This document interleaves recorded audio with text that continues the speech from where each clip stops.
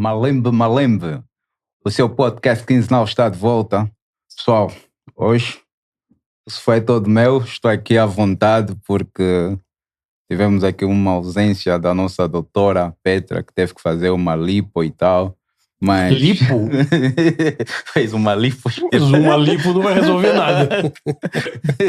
Uma lipo só não resolve. Então Acho que no próximo episódio, porque vai ter que fazer a segunda. Vai ter que fazer a segunda. E provavelmente vai faltar a terceira e o quarto episódio. A ver, vamos. Hein? Pessoal, vocês que estão a nos ouvir, nos ver, subscrevam o canal e fiquem ligados porque hoje vamos ter cá uma conversa com uma convidada muito especial. Preparem o bloco de notas que estarão prontos para tirar os apontamentos, mas ao meu lado tenho aqui, é melhor ressalvar que o vovô não, que ele não gosta de ser tratado por vovô. Eu? E não só, calma, e não só.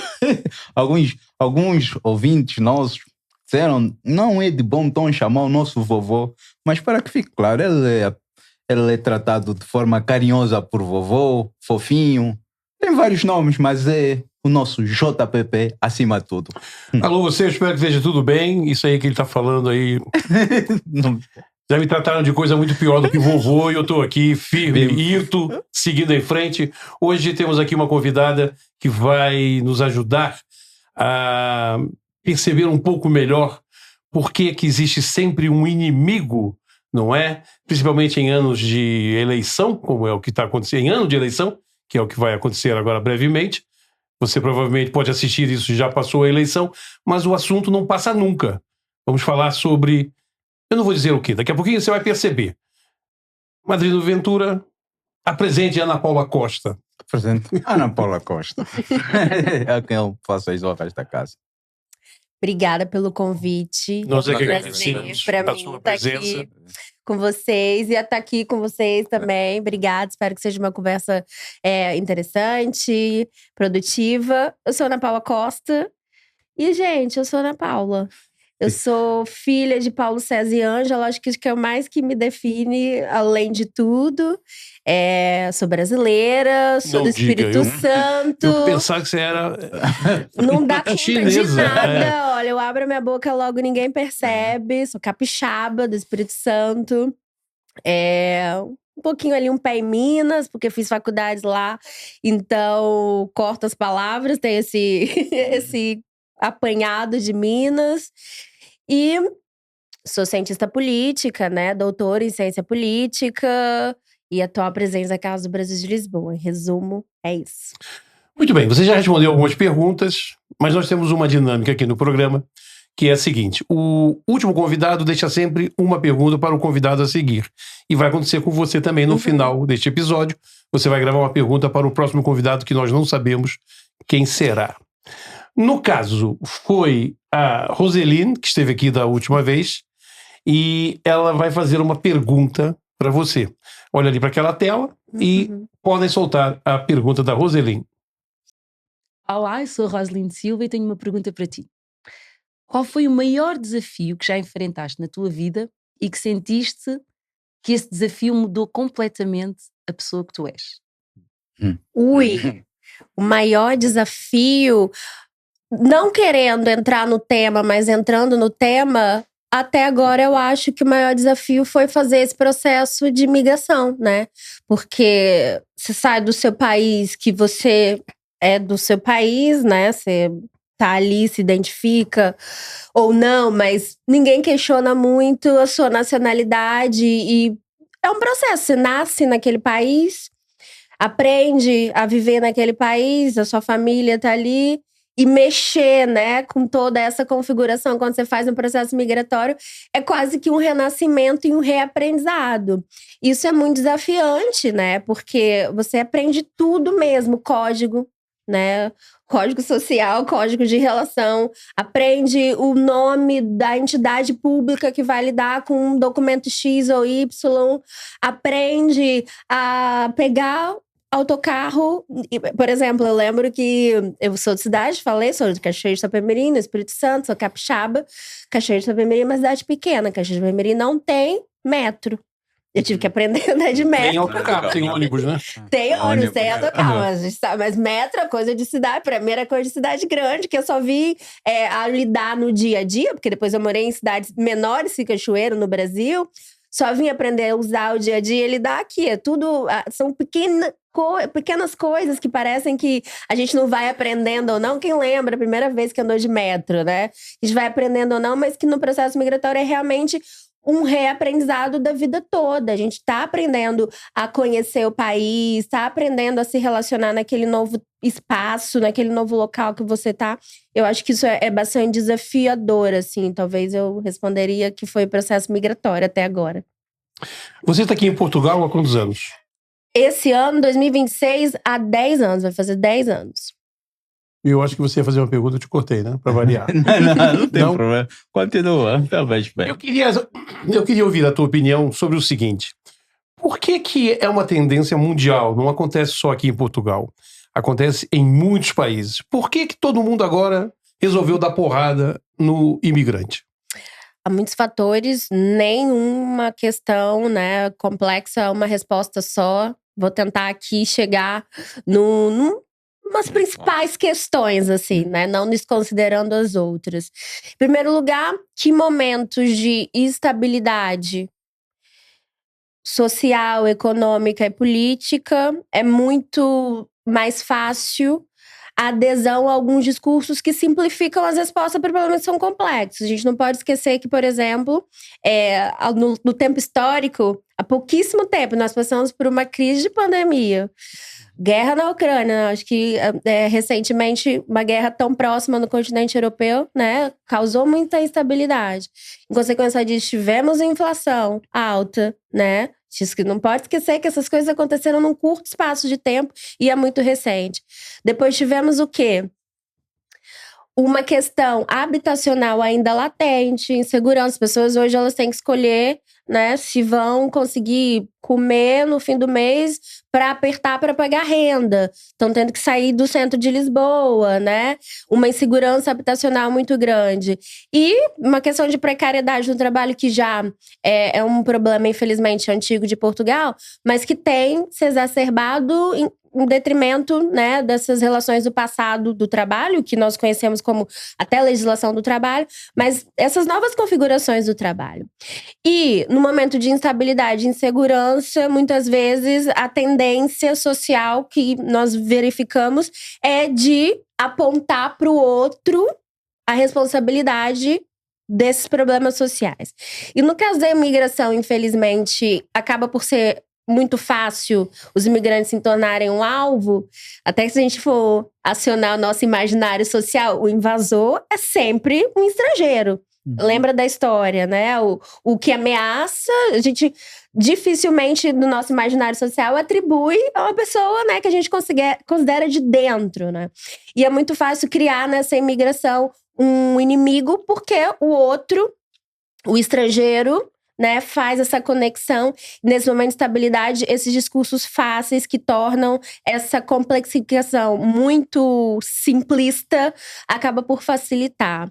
A outra questão é, de fato, também o deteriorar, assim, das políticas de integração, né?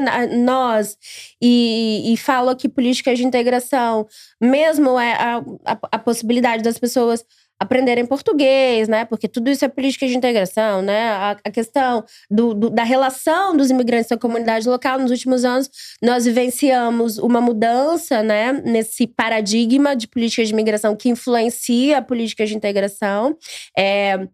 Houve um acumular de processos pendentes, né, do antigo CEF para a atual AIMA. Esse problema é crônico, a gente vê cotidianamente falando sobre isso.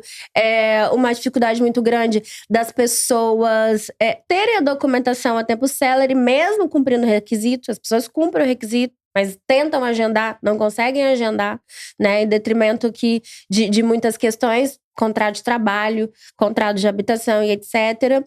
E a imigração foi se colocando, não por conta do próprio fenômeno migratório, porque é um fenômeno natural, né? E sempre aconteceu na história da humanidade, foi se tornando do discurso político como um problema. E foi sendo comunicada como um problema, né? Quando, na verdade, depois podemos falar sobre isso, é justamente ao contrário. Mas isso também influencia o olhar das pessoas sobre os imigrantes, sobre a imigração. A partir do momento que nós falamos sempre da imigração como um problema, a consequência disso também é gerar mais sentimento de desconfiança nas pessoas. E nós sabemos que esses discursos, muitas vezes, que colocam a imigração como um problema, como uma ameaça, eles não têm como base informações factuais, eles não têm como base informações de dados, informações verídicas. Eles são feitos muitas vezes para incendiar aqui, né, a sociedade como um todo. E, nesse contexto, a imigração, infelizmente, é colocada como bode expiatório aqui para os problemas, sejam eles esses todos que eu falei, de instabilidade, de insegurança, de crise, de economia, de relação de trabalho, de habitação, de saúde, serviço público, seja do próprio ponto de vista como o fenômeno é enquadrado, é comunicado. E o que nós vemos é que quanto mais falamos da imigração como um problema, vemos o desencadear de políticas mais duras e securitárias, ao mesmo tempo que a própria sociedade torna-se também mais hostil à imigração. E quando é que deixa de ser um problema a imigração? A imigração não é um problema, né? Como eu disse, a narrativa que se tenta colocar é uma narrativa de problema, mas a imigração, e é muito importante relembrar isso, porque às vezes nós esquecemos, na história da humanidade, na história da humanidade, é um fenômeno que sempre aconteceu. As pessoas migram, as pessoas vão de um lugar para o outro, e isso também é o que potencializou o nosso próprio desenvolvimento quanto humanidade, né? O fato da gente poder ir circulando por aí, seja do ponto de vista por conta das questões de clima, né? Das estações do ano e etc. A imigração, na verdade, e sobretudo no contexto nosso de Portugal, ela é solução, né? E contribui muito para o país, porque se nós formos olhar o histórico da economia, das relações de trabalho, Portugal é um país com uma necessidade de mão de obra muito grande para setores específicos, não todos, mas alguns são muito dependentes da imigração, né? Construção civil, serviços de cuidado, hortelaria, turismo, né? Esses trabalhos mais do serviço e dos cuidados, muitas vezes eles são preenchidos pela população imigrante, porque a população nacional ou não quer ocupar esse posto de trabalho ou emigra, né? Portugal também tem uma taxa de imigrantes muito alta. E, por causa disso, contribui para a economia e para a sustentabilidade do mercado de trabalho. E um outro fator muito importante é que Portugal é um dos países mais envelhecidos da Europa. É o segundo país mais envelhecido da Europa, tá atrás só da Itália, né? É o primeiro país mais envelhecido.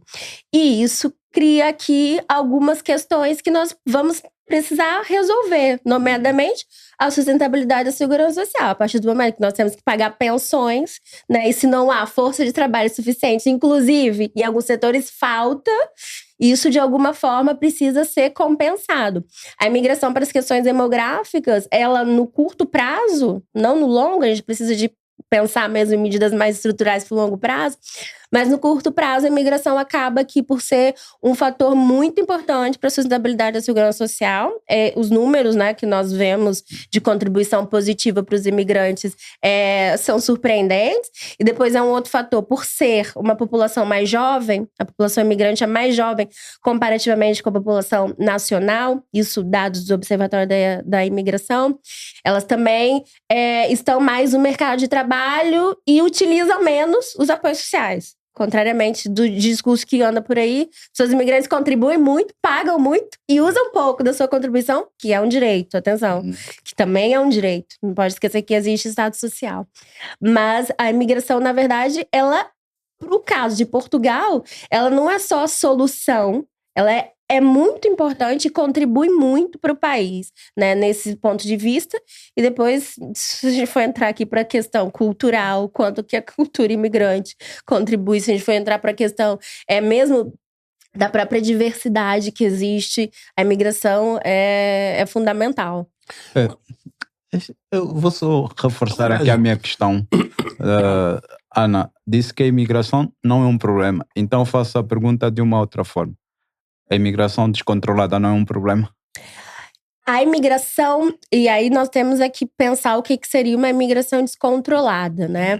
Geralmente, quando a gente fala de imigração descontrolada, a gente está pensando nesses fluxos imprevisíveis que acontecem de uma hora para outra e nomeadamente, estou a falar, por exemplo, o que nós chamamos, né, o que a mídia chamou de crise dos refugiados, ou de uma imigração que não é o nosso caso, que não há um controle de fronteira.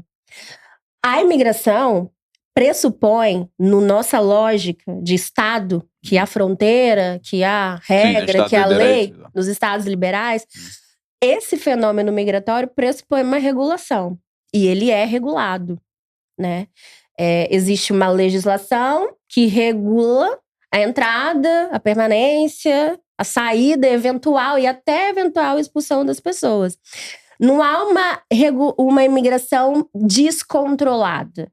O que há, muitas vezes, é a resposta que o Estado tem para o fluxo migratório. E aqui, fazendo um debate muito honesto, há duas características fundamentais do fluxo migratório que colocam os Estados perante um desafio. E é um desafio. Eles são imprevisíveis. Eles são imprevisíveis. Se vai ser mais ou menos, quando vai ser mais ou menos, tem um grau de imprevisibilidade muito grande. E eles são inevitáveis. Mais uma vez, naquela história que a migração faz parte da história da humanidade. Ela vai acontecer. As pessoas migram internamente ou atravessando uma fronteira internacional. Isso coloca um desafio para o Estado na gestão, é verdade.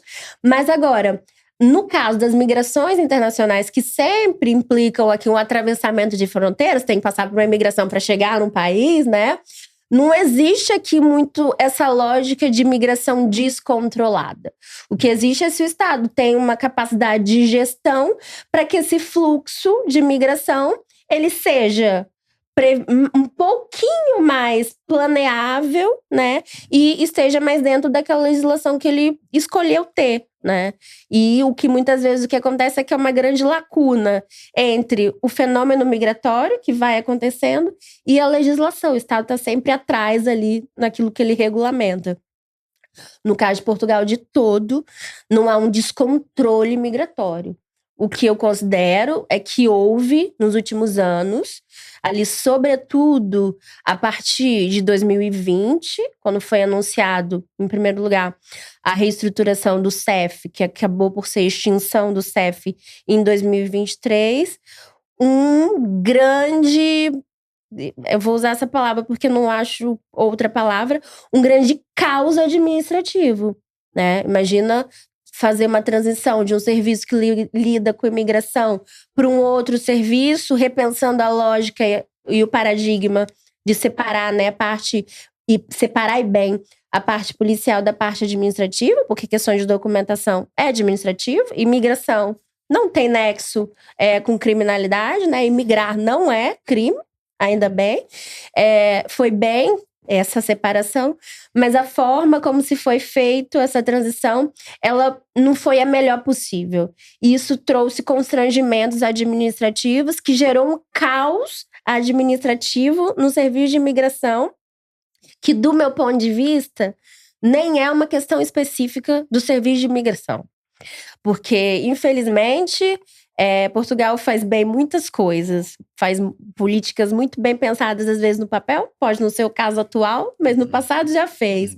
Mas depois, como ele implementa, fica muito aquém. E nós percebemos isso num grande despreparo da administração pública portuguesa. E nós vimos isso com a imigração agora, porque está muito em cima da mesa.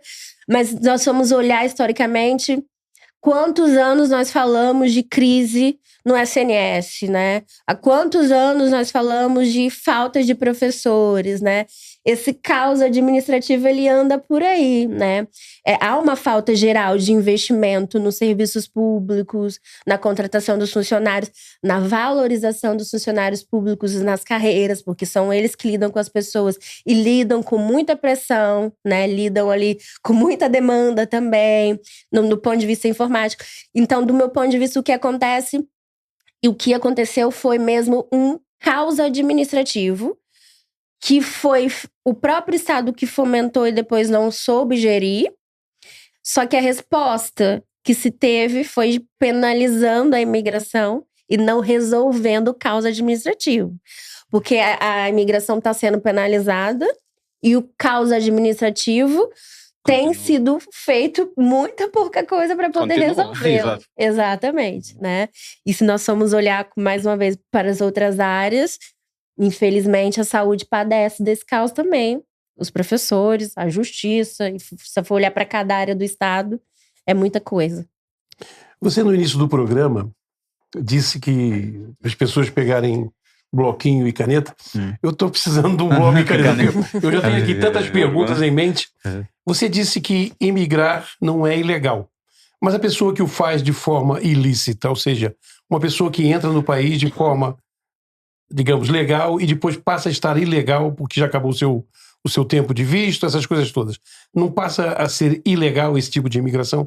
O que nós consideramos, assim, do ponto de vista do que existe em Portugal e a nível de União Europeia, é que as pessoas, quando elas ultrapassam o tempo de permanência regular, elas se tornam imigrantes irregulares. Nós evitamos utilizar esse termo imigração ilegal ou imigrante ilegal, porque ele é para não reforçar justamente que a imigração é um crime, né? Porque existem crimes, existe ilegalidade, mas a residência, ultrapassado o prazo de residência regular, é considerada uma questão administrativa. Passou o prazo e a pessoa é considerada irregular administrativamente, e isso acontece. Mas o que aí sim vai ter muitas perspectivas e vai ter muito debate sobre isso, e é importante falar sobre isso. O que nós entendemos quando falamos de política de imigração é que existe um direito principal salvaguardado nessa definição, que é o direito de soberania dos Estados. E os Estados, eles têm a soberania, e aí no contexto português, obviamente, cumprindo todos os acordos internacionais e também as responsabilidades que tem a nível da União Europeia, mas salvaguardando o direito que tem de definir quem entra, quem permanece no seu território. Quando nós falamos de imigração, é esse o direito que se sobressai. Mas existe um outro direito, que é o direito da mobilidade também, né? Mais uma vez, a mobilidade é um direito, né? As pessoas circulam por aí. E tentamos aqui, e alguns estados fazem isso, de compensar um pouco, né? E, sobretudo, considerando as suas trajetórias econômicas, políticas e sociais, o caso português optou, até 2024, a resolver a questão da imigração irregular, essa irregularidade administrativa de permanecer em território após o prazo, né, permitido de ficar regularmente, com um mecanismo de regularização. Isso foi muito feito até os anos 2000, ali, mais ou menos 2006, a partir de programas de regularização extraordinária. Portugal fez 6 programas. E qual que era a lógica desse programa? O Estado sabe, e era um padrão de entrada, que muitas pessoas vêm para Portugal porque há necessidade de mão de obra. E vêm para trabalhar, se inserem no mercado de trabalho e ficam a trabalhar em Portugal. Só que, porque nós tínhamos e temos ainda uma questão difícil de mau funcionamento lá do canal consular, de emissão de visto, que demora, que não é célere, que empregador que precisa de uma mão de obra para daqui a uma semana vai esperar 60 dias para emissão de um visto, sendo que a obra que ele precisa fazer amanhã, sendo que a mão de obra que ele precisa é urgente. Está desajustado? O que Portugal fez foi, então, tendo em conta a necessidade de mão de obra, nós vamos criar esse mecanismo de regularização através de regularizações extraordinárias. Então, as pessoas que têm contrato de trabalho, têm registro criminal limpo, contribuir para a segurança social, elas aplicam e podem se regularizar e vão receber uma autorização de permanência, uma autorização de residência, para poder ficar no país, e fica resolvido essa situação de ter ultrapassado o prazo de residência regular. Isso aconteceu 6 vezes aqui em Portugal, até 2006, né? Nós realizamos ali programas de regularização extraordinária para poder regularizar as pessoas que ficavam em situação irregular. A partir de 2006, e nomeadamente em 2007, foi quando a nossa lei atual foi aprovada, né? Ainda está em vigor, com alterações, mas está em vigor. Nós, ao invés de pensar mecanismos tempos em tempos de regularização, criamos uma possibilidade de autorização de residência através do trabalho, com dispensa de visto. E traduzindo, o que isso quer dizer? Isso quer dizer que o Estado português reconheceu que existia um padrão de inserção laboral. As pessoas vinham para Portugal porque o mercado de trabalho atraía essas pessoas. As pessoas vinham e conseguiam ter emprego e ficavam e trabalhavam. Só que elas vinham ou com um visto de turista ou com um visto de trabalho temporário qualquer, né? Que não de trabalho, um visto qualquer, ou com isenção de visto. E ficavam após ultrapassar o tempo de isenção, o tempo de visto de turista. Então, criou-se esse mecanismo que dispensando do visto de trabalho, né? E aí poderia ser com isenção de visto, nomeadamente, quem se inserisse no mercado de trabalho conseguisse contribuir para a segurança social, tivesse habitação, tivesse registro criminal, tivesse registrado na Sinança, uma série de requisitos, tinha direito a uma autorização de residência por trabalho. E esse processo foi o processo que nós hoje conhecemos como manifestação de interesse, desmistificando esse termo. E a manifestação de interesse nada mais deixou de existir em 2024, né? Que uma possibilidade de regularização através do trabalho para resolver 2 questões. A primeira que você me colocou, a questão da imigração irregular, essas pessoas que ficavam no país e inseridas no mercado de trabalho ultrapassavam o prazo de residência, né? Que podiam ficar no país, e a necessidade de mão de obra no mercado de trabalho, junto aqui com as questões demográficas também.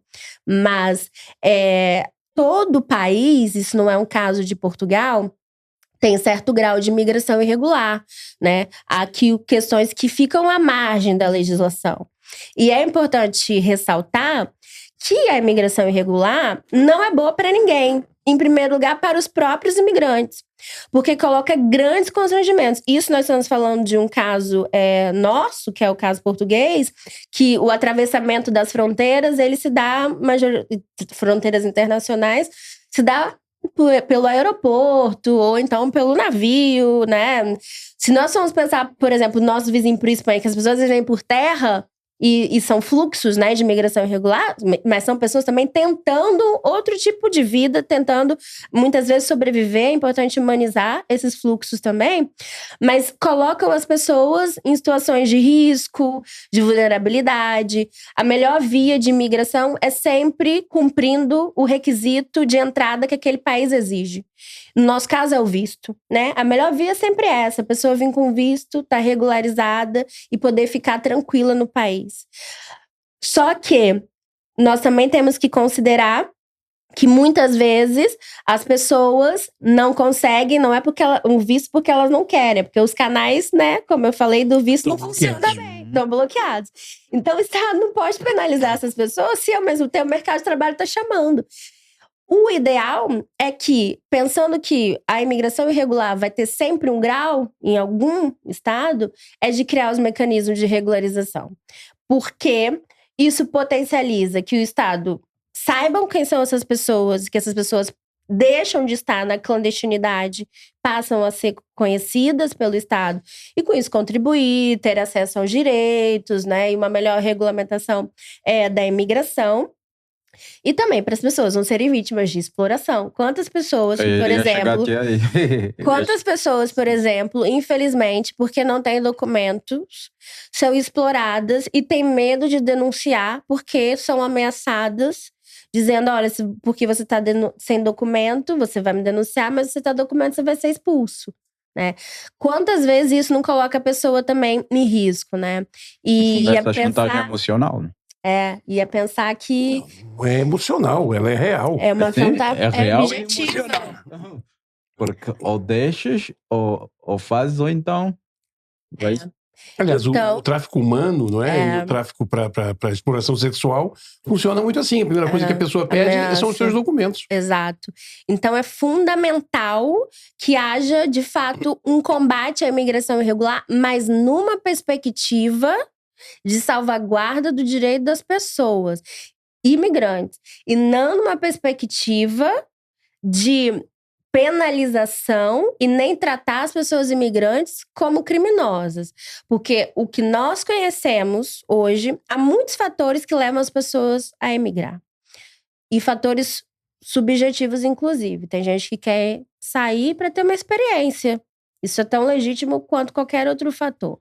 Mas o grosso ainda da imigração é uma imigração que tem como fator econômico. As pessoas migram porque elas querem melhores condições de vida, querem muitas vezes sair de contextos complexos, querem ter outra perspectiva. O grosso da imigração, ainda hoje, é imigração econômica, são pessoas que querem trabalhar e estão trabalhando. Esse é o grosso da imigração. E pensando nisso, tem que se criar aqui formas que as pessoas tenham os seus direitos fundamentais salvaguardados, né? E não estigmatizando as pessoas, né? Eu fico... É triste, nós vemos isso em outros casos, e talvez o caso mais... pela negativa mais exemplar, né? Os Estados Unidos, a forma como as pessoas são tratadas nas fronteiras, né? O tratamento que tem tido hoje na política de imigração. E de todo, não podemos compactuar aqui com essa lógica, né? Que penaliza e criminaliza. Eu complementava o que você está dizendo, não é só nas fronteiras, né? Você vê a caça que estão a fazer aos supostos imigrantes ilegais. Agora, Ana Paula Costa, eu queria trocar uma ideia com você sobre o seguinte. Infelizmente, a gente hoje vive uma realidade em todas as áreas muito complicadas. Tudo que era deixou de ser. Eu vou te dar um exemplo. A gente faz esse podcast, ele é quinzenal, e o que acontece? Os cortes, eles têm muito mais visualizações do que o programa todo em si. A pessoa vê um corte de 1 minuto, eu estou olhando para a câmera, a pessoa vê um corte de 1 minuto e já acha que tem ali informação suficiente para mandar boca, para dar opinião, e a gente respeita isso. É pena que o que eu vou dizer agora aqui não vai virar corte.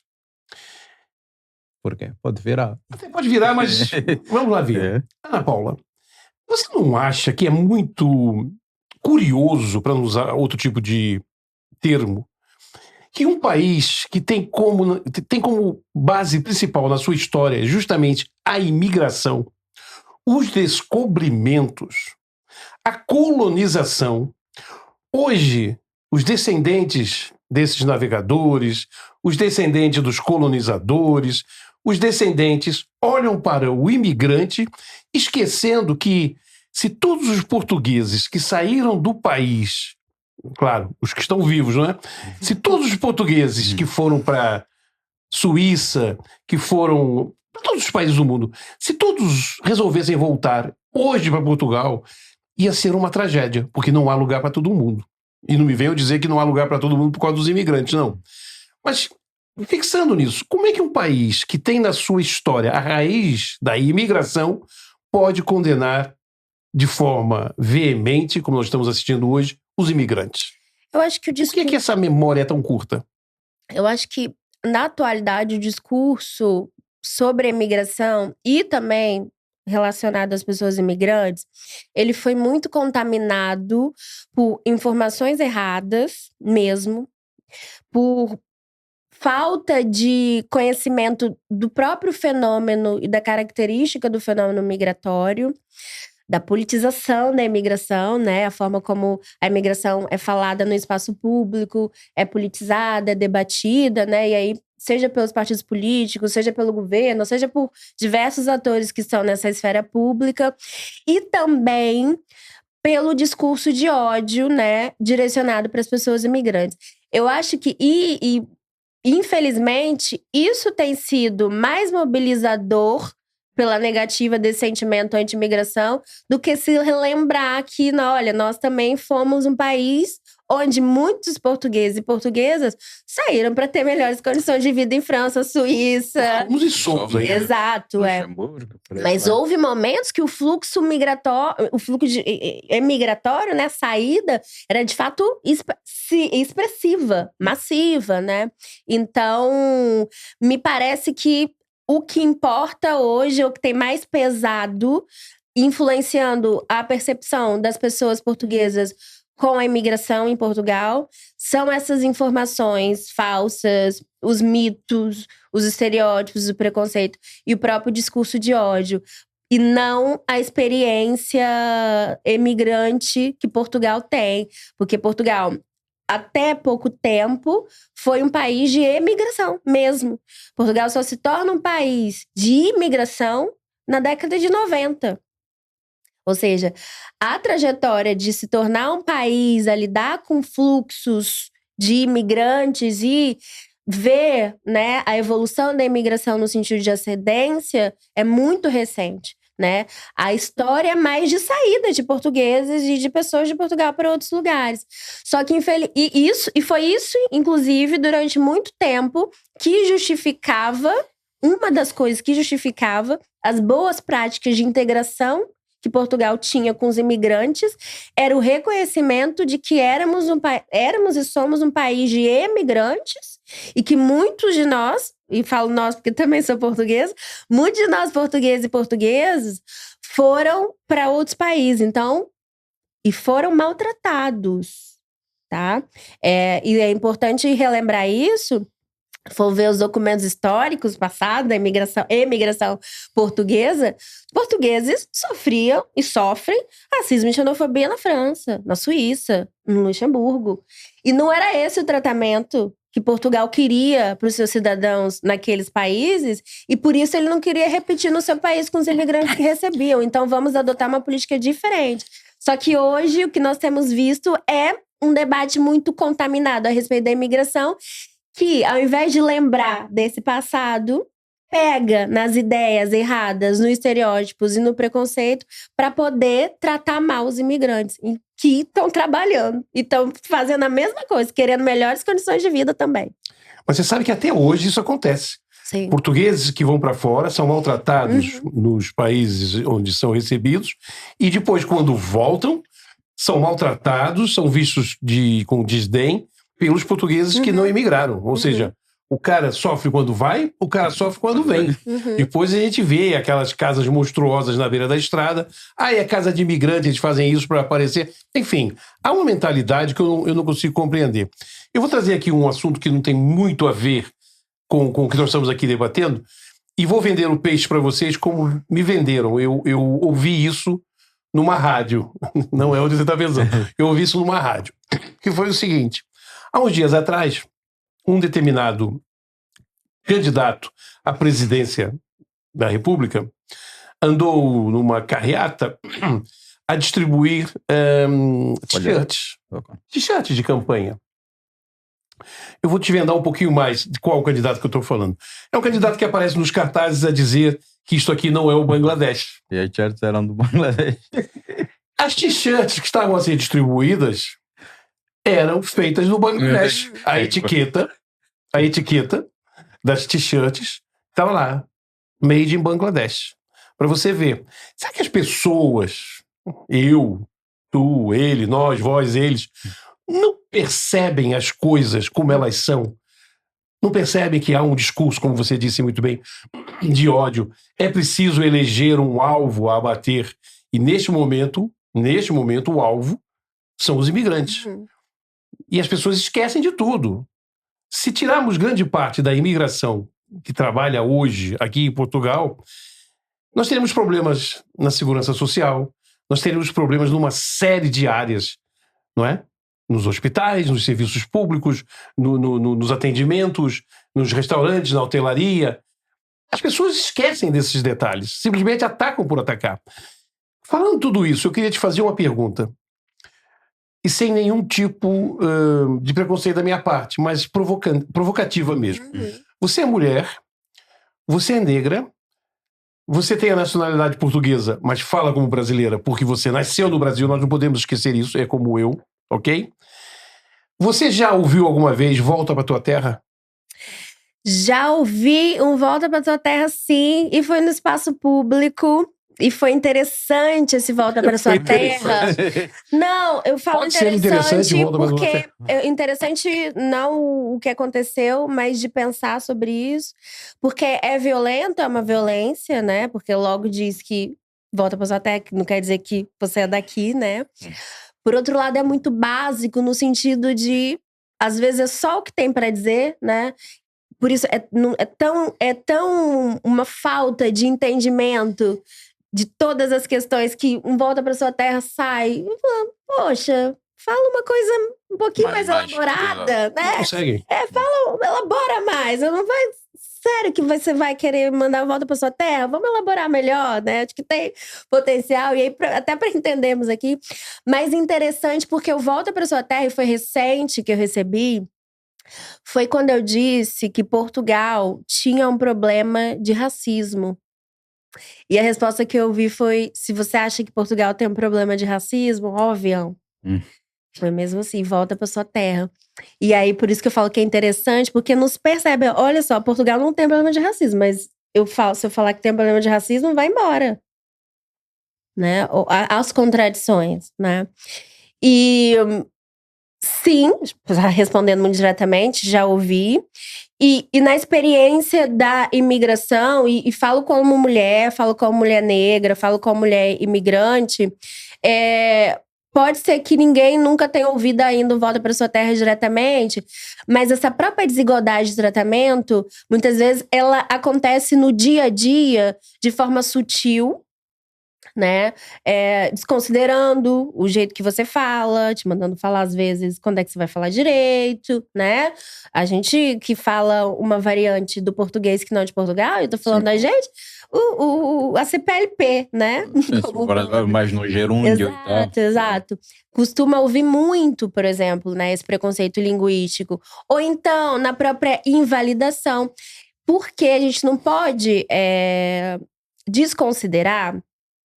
Eu posso tentar falar de uma forma muito simples, mas podemos elaborar melhor isso. Que a Europa olha para o sul global de uma forma muito subalterna, né? A Europa, por uma questão, já debatemos muito no passado isso, etnocêntrica e eurocêntrica, olha para o sul global, inclusive o sul global que ela foi colonizar, né? Há uma desigualdade de relação de poder. Até hoje, essa forma, ela é também condicionante de como nós olhamos para as pessoas do sul global, que depois fazem esse processo migratório, seja do Brasil, seja da América Latina, seja, enfim, de outras regiões do sul global. E há uma desconsideração, porque a gente não pode esquecer que no imaginário, esse imaginário ele vai passando, né? O imaginário social, ele é construído historicamente, ele vai passando historicamente. As pessoas eram vistas como incivilizadas, né?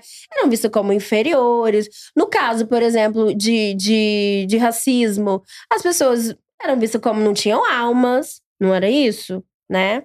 As pessoas eram vistas como, do ponto de vista intelectual, houve coisa de racismo científico para medir o crânio, aí viram que o crânio do branco era mais evoluído, que era maior do que, enfim. Há muitos imaginários sociais que historicamente vêm sendo reproduzidos. E isso, pese embora a gente acha que não, influencia no tratamento que a gente dá para as pessoas negras, para as pessoas racializadas, para as mulheres, né?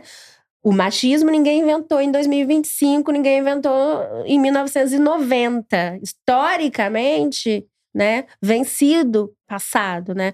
O racismo é a mesma coisa. Então, todas essas questões históricas, infelizmente, elas impactam hoje nesse tratamento. Então, pese embora eu acredite que as pessoas imigrantes, as pessoas negras, as mulheres, possam nunca ter ouvido algum tipo de discriminação, ainda assim são afetadas e no contexto que nós vivemos hoje, pode até aguardar, infelizmente, porque essa discriminação vai chegar. Porque é a forma como nós somos tratados. É a forma como te olham. É a forma como você é equiparado do ponto de vista da lei, né? O que você tem direito ou não, né? Então, eu acredito que vai muito nesse sentido e, infelizmente, a gente tem um caminho aqui muito grande para percorrer. De forma diferente, avançamos muito. Direito das mulheres, né? Avançamos muito. Mas temos muito para fazer. As mulheres ainda morrem porque são mulheres, né? Do racismo, a mesma coisa. Não sei se a gente fez muito no racismo, acho que a gente precisa fazer muito mais, né? Com as questões raciais, que ainda são um problema que condicionam a vida. Você nascer de cor mais escura, mais retinta, determina o seu percurso. E as pessoas que não são determinadas com esse percurso são consideradas pessoas excepcionais, né? Então, a gente precisa combater a desigualdade social, a desigualdade racial, porque isso impede que as pessoas tenham dignidade, tenham uma vida plena e a possibilidade de exercer todo aquele seu potencial, né? E você, ao dizer isso, tem sempre alguém que vai dizer, imagina, que exagero, que absurdo. E normalmente quem diz, imagina, que exagero, que absurdo, é bem branquinho. Sim. Não é? Ou seja, há uma falta de se colocar no lugar do outro muito grande hoje em dia. Isso não acontece só com o negro, com a negra. Isso acontece com o idoso, isso acontece com o gordo. Viu? Isso acontece com qualquer um. Qualquer um que seja um pouquinho diferente, que fuja. Fuma daquilo considerado norma, né? E aí, por isso que é importante considerar isso, que a norma, né, o auge, né, o prestígio social é ser branco, é ser homem e é ser do norte global, se a gente quiser botar europeu, né? Então, são essas pessoas que são consideradas os cidadãos de primeira classe que mandam no mundo. Né? São os padrões criados. Exato, exatamente. E tudo que foge dessa regra criada, considerada dessa régua mesmo, né? Sofre muita violência. E mais, a violência é má, é horrível, é perversa, mas sofre negação e privação de direito. Né? Se nós formos olhar, é mesmo. E trago isso para fora até da imigração. O percurso escolar das crianças negras em Portugal. Há inúmeros relatos, já foi amplamente denunciado também, que há um tratamento desigual nas escolas.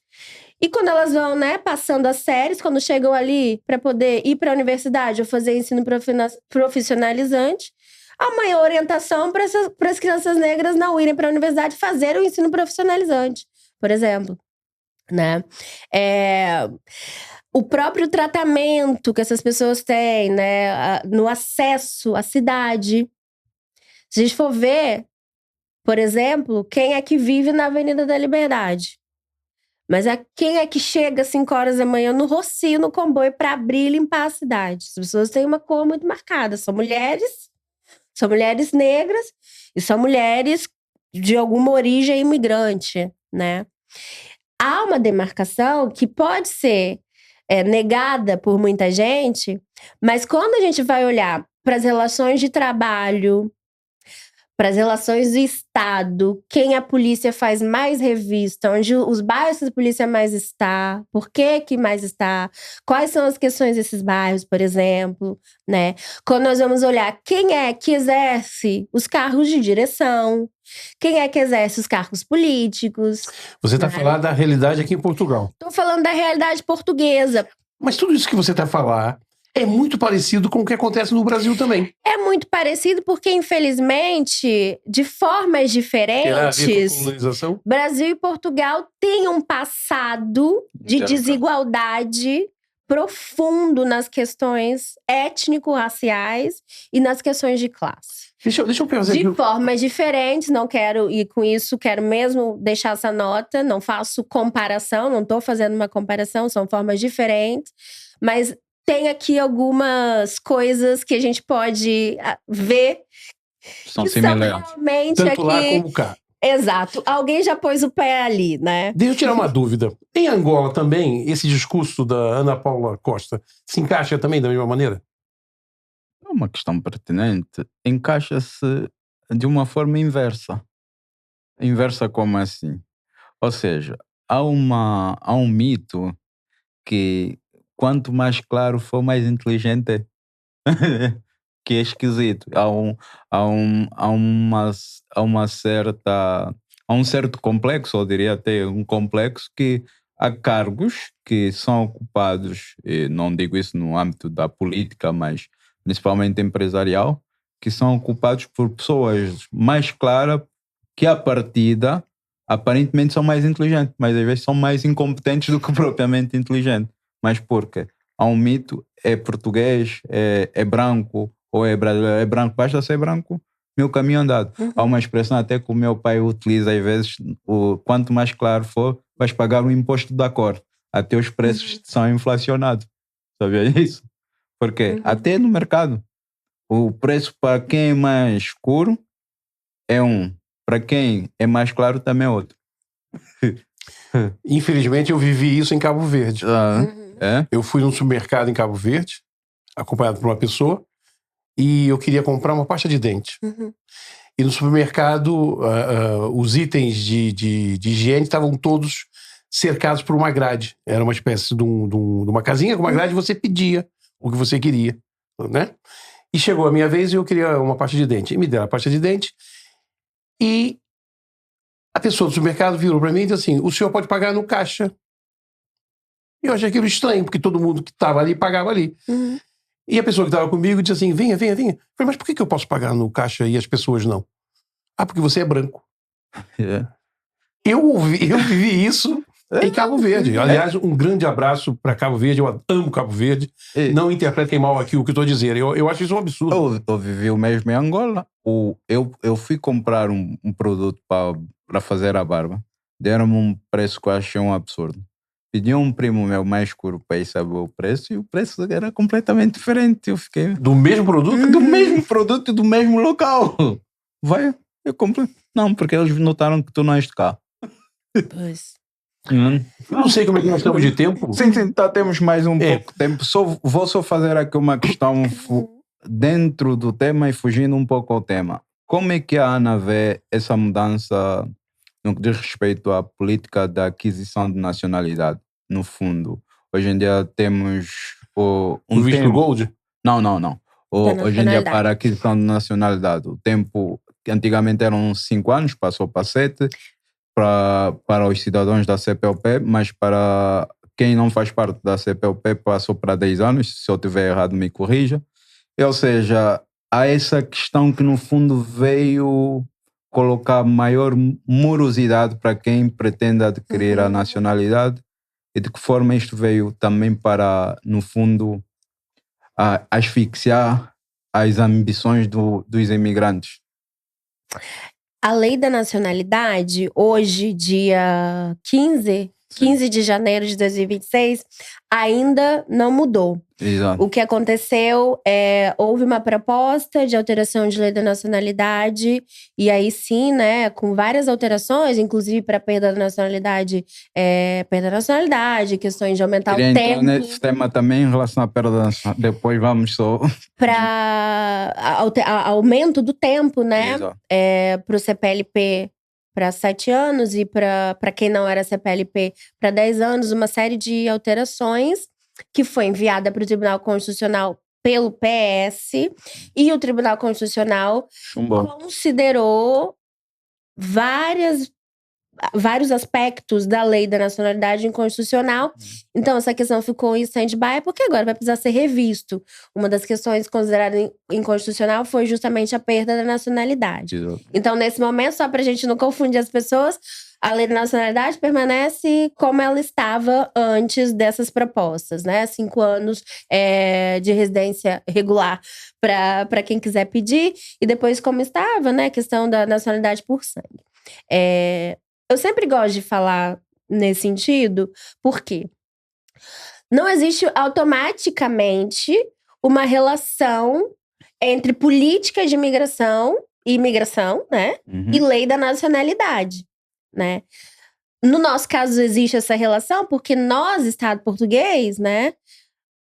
Determinado momento da história, devido a todos esses fatores culturais, sociais, políticos, criou uma forma de nacionalidade que era por naturalização, com base no tempo de residência das pessoas. E aí, nesse aspecto, e só nesse aspecto, né, mais diretamente está relacionado depois para os filhos, né, dos imigrantes nascidos em território português. Por outro lado, a lei da nacionalidade ela é uma matéria específica. É uma lei da nacionalidade e, mais uma vez, cada país vai definir. Eu posso achar justo ou injusta, concordar ou não. Acho justa e injusta acho injusta essa alteração e não concordo, mas fica a cargo dos países definirem essa legislação. No nosso caso, eu considero injusta essa alteração e não concordo com ela, porque nós partimos de um princípio que a questão da nacionalidade envolve uma questão de cidadania, de pertencimento. E era por isso o tempo de residência, né? E agora me parece que mudou essa perspectiva. Não é mais cidadania e pertencimento, é merecimento. Você tem que merecer. Só que nacionalidade não é mérito. Nacionalidade é pertença, é cidadania mesmo, né? Você compartilha laços, né, com aquele território. Você vive ali naquele território, né? E agora inverteram essa lógica, mais uma vez essa mudança de narrativa, colocando a nacionalidade como uma questão de mérito. Então, mereçam, né? E por outro lado, também, além do mérito, como uma questão, e aí sim, acho que tem muito como base, um fundamento de um país que infelizmente nega sua diversidade étnico-cultural.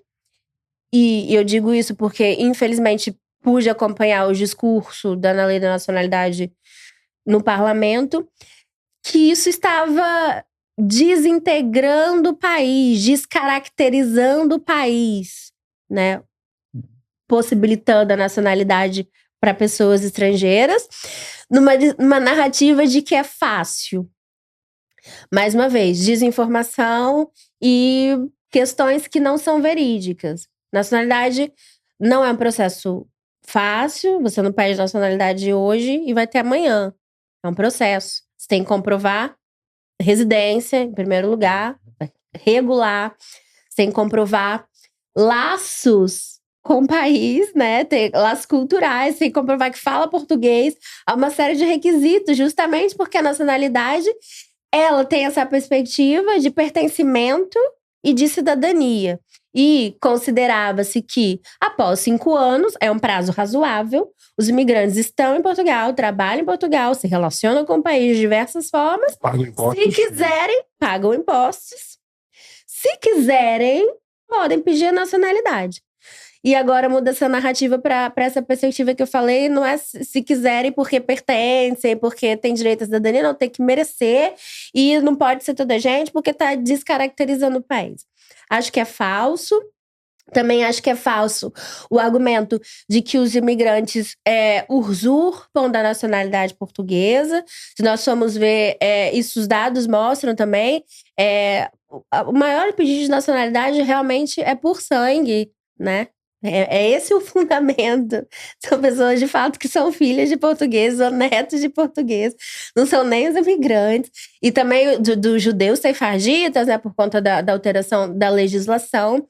E, mais uma vez, nesse argumento, os imigrantes estão sendo culpabilizados por uma questão que eles não têm culpa. Usa-se também, mais uma vez, querem adquirir a nacionalidade para ter um direito de cidadania europeia, né? Porque depois podem circular e podem residir mais facilmente no espaço europeu. Mas a pergunta que eu faço é o contrário, mas até um pouco contrafactual, porque for pensar, os portugueses têm nacionalidade portuguesa e vivem, fixam residência em outros estados europeus. Isso é usurpar? Né? É uma Fica a questão, né? Fica a questão.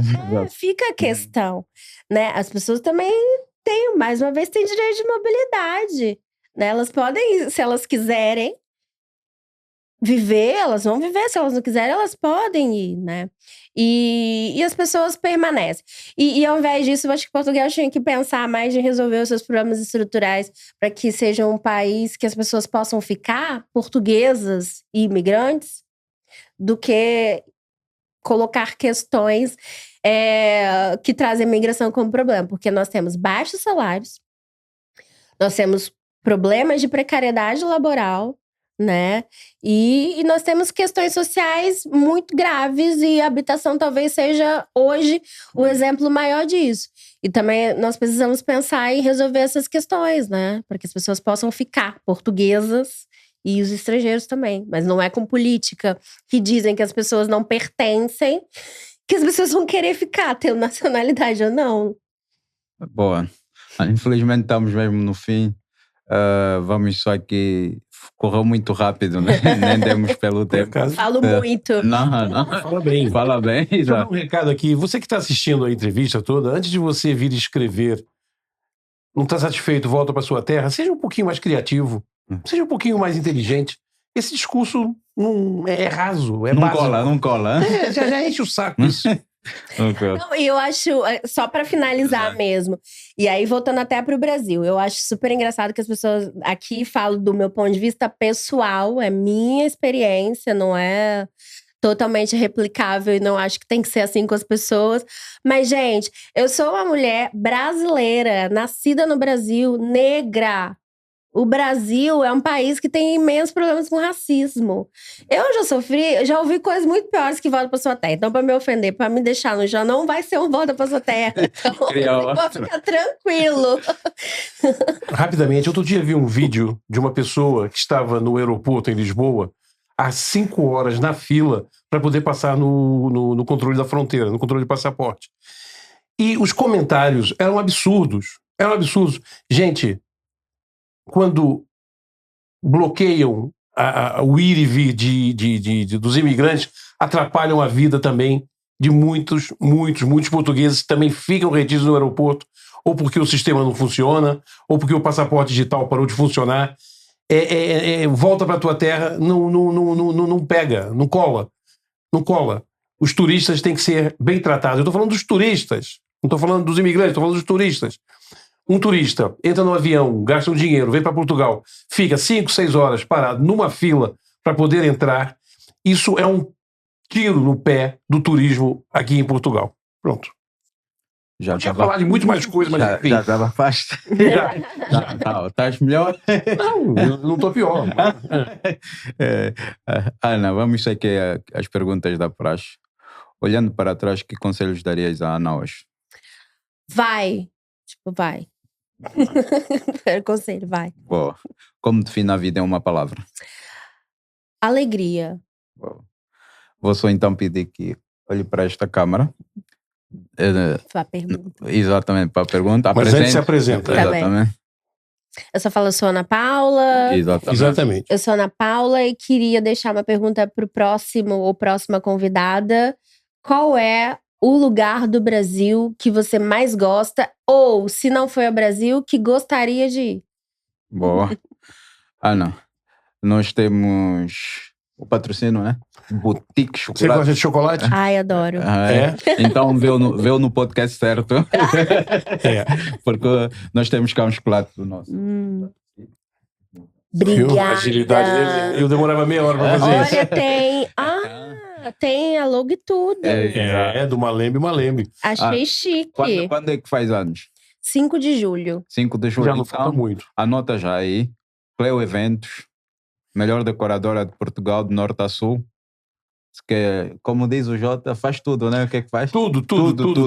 Divórcio, casamento, Vou enterro até de abrir sogra. já, Tudo. Ela tem uma decoração especial. Um abraço para Cleo Eventos e um abraço para o Fernando e para Camila da Chocolate Boutique. Cléo, eu vou levar pra casa, não vai durar um dia. Esse aí é da Chocolate Boutique. A Cleo faz decoração de eventos. Tá bom, pessoal. Voltamos daqui a 15 dias. Não se esqueçam, subscrevam os canais e, acima de tudo, peguem o bloco de notas e tenham as anotações todas. Você que é imigrante e o que não é imigrante também. Um grande abraço, estamos juntos e até o próximo. Até uma próxima. Ana Paula, muito obrigado pela sua presença. Obrigada, adorei. Tchau. Tchau, gente.